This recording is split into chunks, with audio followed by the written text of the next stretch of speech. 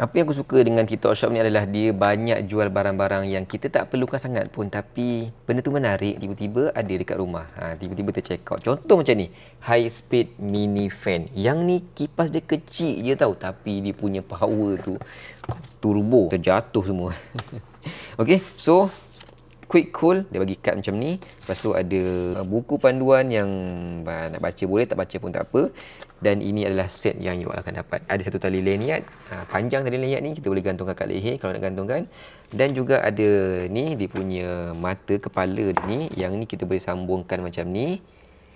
Yang ni lubang dia besar sikit, dan satu lagi lubang dia agak tirus kecil macam ni. So ada dua jenis lubang, yang besar sikit dan juga yang kecil. Dan ini adalah kipas dia. Yole. Kecil je, tapi dia punya angin tu jangan cakap lah. Dia ada dua button tau. Button atas ni untuk kita tekan dan angin akan keluar macam ni. Kita lepas, dia akan mati. Dan untuk yang bawah ni pula, dia ada level dia. Ada 3 level. Kita tekan lama-lama, dia akan keluar angin macam ni. Tekan kali kedua, kuat sedikit. Tekan kali ketiga, dia lagi kuat. So, tekan lama-lama untuk offkan balik. Dan kemudian ada satu lagi kotak sini. Kotak ni dalam ni ada kabel charger Type A, Type C untuk charge apa semualah. Bawah ni nak charge gunakan Type C. So, nak tengok dia punya power macam mana? Kita pasangkan dia punya kepala ni macam ni je. And then aku akan tiup muka aku ni.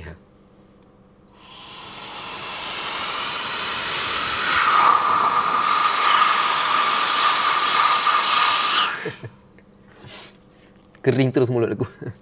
Okey, kalau korang nak bersihkan korang punya PS ke, korang punya aircon ke, nak blow apa-apa kan, aku sarankan korang guna je kipas kecil ni. Memang sangat mantap, serius weh. Harga dia agak pricey sikit, tapi berbaloi untuk korang dapatkan. Standby kat rumah, dan kalau korang nak blow apa-apa, guna je kipas ni.